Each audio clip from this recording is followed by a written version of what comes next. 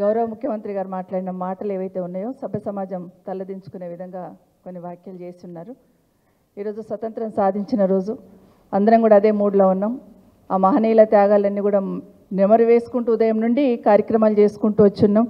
పిల్లలకన్నీ నీతులు చెప్పుకుంటూ ప్రతి స్కూల్లో చెప్తూ వచ్చిన సందర్భంలో ఒక్కసారి టీవీ ముందు కూర్చొని చూస్తూ ఉంటే ఈ రాష్ట్రానికి ఈ రాష్ట్ర ప్రజలకు ప్రతినిధిగా ఉన్న గౌరవ ముఖ్యమంత్రి గారు మాట్లాడిన మాటలు చూస్తూ ఉంటే అంటే అందరు కూడా తలంచుకునేటట్టు ఈరోజు చూసిన సందర్భం చూస్తున్నాం. ఒకటి నాకు ఏమర్థమైందంటే ఈరోజు ముఖ్యమంత్రి గారు మాటలు విన్న తర్వాత సీతారామ ప్రాజెక్ట్ క్రెడిట్ ఎవరిదంటే ఎవరని పోటీ పడడానికి వాళ్ళ మంత్రులు ఏ విధంగా కొబ్బరికాయలు కొట్టిండ్రు పోయిండ్రు అనేది రాజశేఖర రెడ్డి గారు చెప్పున్నారు.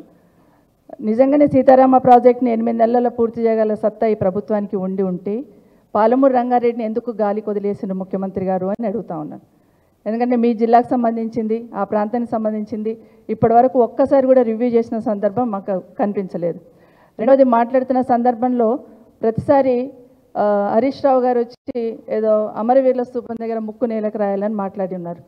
నేను అడుగుతా ఉన్నాను నేరుగా గౌరవ ముఖ్యమంత్రి గారికి, రాజశేఖర రెడ్డి గారు చెప్పినట్టు 47 లక్షల మంది రైతులకు రుణమాఫీ కావాలి కదా, మీరు ఇచ్చిన డబ్బులలో మీరు ఇచ్చిన లెక్కలలో మీరు చూపించిన లెక్కలో చూస్తేనే ఈరోజు 22 లక్షల మందికి రుణమాఫీ అయినట్టు స్పష్టంగా కనిపిస్తూ ఉంది. మరి మిగతా బ్యాలెన్స్ రైతులకి రుణమాఫీ కానందుకు మీరు ముక్కు నేలకు రాయాలా అమరవీరుల స్తూపం దగ్గర అనేది మిమ్మల్ని మీరే ప్రశ్నించుకోండి అని కోరుతా ఉన్నాను. ఎందుకంటే ఇదంతా కూడా రేపు జనాలు ఇప్పటి వరకు వెయిట్ చేసి ఉన్నారు. 2 లక్షల రుణమాఫీ వస్తుంది, ఇంకా మాది రుణమాఫీ అవుతుందనే నమ్మకం విశ్వాసంతో ఇప్పటివరకు ఎదురు చూస్తూ ఉన్నారు. రేపు ఒక్కసారి మాది రుణమాఫీ కాలేదంటే రైతులందరూ రోడ్డు మీదకి ఎక్కడొస్తారో అనే ఆలోచనతో ఇష్యూ డైవర్షన్ కోసం మీరు ఈరోజు హరీష్ రావు గారి గురించి మాట్లాడారు అనేది అర్థమవుతుంది. ఎవరైతే గట్టిగా ప్రశ్నిస్తారో ఎవరైతే గట్టిగా మాట్లాడతారో వాళ్ళ గురించి కామెంట్ చేస్తూ ఇష్యూ డైవర్ట్ చేయాలి, సైకలాజికల్గా అంటే డిమోరలైజ్ చేయాలనే ఆలోచన ఈ ప్రభుత్వం చేస్తుంది అనేది ప్రజలు ఇప్పటికే గమనించున్నారు. మీరు ఎన్ని రకాలుగా మమ్మల్ని కార్నర్ చేస్తున్నా, ఎన్ని రకాలుగా బీఆర్ఎస్ పార్టీకి సంబంధించిన ఎమ్మెల్యేలను కానీ గౌరవ కేసీఆర్ కానీ ఎన్ని కామెంట్స్ చేసినా కూడా ప్రజల పక్షాన ప్రశ్నిస్తూనే ఉంటాం. మీరు ఇచ్చిన హామీల గురించి నిలదీస్తూనే ఉంటాం. మీరు ఎన్ని మాటలు మాట్లాడినా, ఎంత దిగజారి మాట్లాడినా, ఎంత వేలైతే చూపించే ప్రయత్నం చేస్తున్నా ఖచ్చితంగా మాట్లాడుతూనే ఉంటాం, ప్రశ్నిస్తూనే ఉంటాం. తప్పించుకోవడానికి అవకాశం లేకుండా ప్రజల పక్షాన్ని నిలబడుతుంది బీఆర్ఎస్ పార్టీ. ఎందుకంటే మీరు అన్నట్టు హరీష్ రావు గారు ఒక మాట పదే చెప్పినారు, రుణమాఫీతో పాటు 6 గ్యారెంటీలు 13 హామీలు మీరు ముందు అవి నెరవేర్చండి, 420 తర్వాత సంగతి. ముందు 13 హామీలను 6 గ్యారెంటీలను ముందు నెరవేర్చండి ఈ రుణమాఫీతో పాటు అని పదే హరీష్ రావు గారు చెప్పారు. రిటర్న్లో కూడా లెటర్ ఇచ్చున్నారు.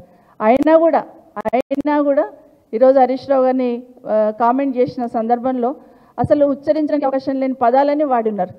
అంటే రాజకీయాలలో అందాలు పనికొస్తాయి, అందం ఎందుకు పనికొస్తుంది, పని చేసి నమ్మకం విశ్వాసాన్ని చురగొనాలి. కానీ పక్కన ఉన్న వాళ్ళందరూ చూస్తూ ఉంటే పక్క రాష్ట్రాలు ఈరోజు గొప్ప చెప్పుకున్నారు, మేమేదో చాలా గొప్ప చేసినాం రుణమాఫీ అని. కానీ మీ మాటలు చూస్తే పక్క రాష్ట్రాల్లో నలుగురు తలంచుకొని తెలంగాణ రాష్ట్రంలో మాట్లాడిన ముఖ్యమంత్రి గారు మాట్లాడిన మాటలు వినొద్దనే లెవెల్లో ఈరోజు మీరు మాట్లాడున్నారు. చాలా అంటే చాలా ప్రజలందరూ కూడా ఈరోజు తెలంగాణ రాష్ట్ర ప్రజలు కూడా అనుకుంటున్నారు మా ప్రతినిధి ఇదే మాట్లాడే మాటలు అసలు సమయం సందర్భం లేకుండా ఏ విధంగా డైవర్ట్ చేస్తారనడానికి ఇది పక్క నిదర్శనం అని తెలియజేసుకుంటూ, ఎందుకంటే 8 నెలలు అవుతుంది ప్రతి మీటింగ్లో చూస్తున్నాం, ప్రతి మంత్రులను చూస్తున్నాం, మన రాష్ట్ర ముఖ్యమంత్రి గారిని చూస్తున్నాం.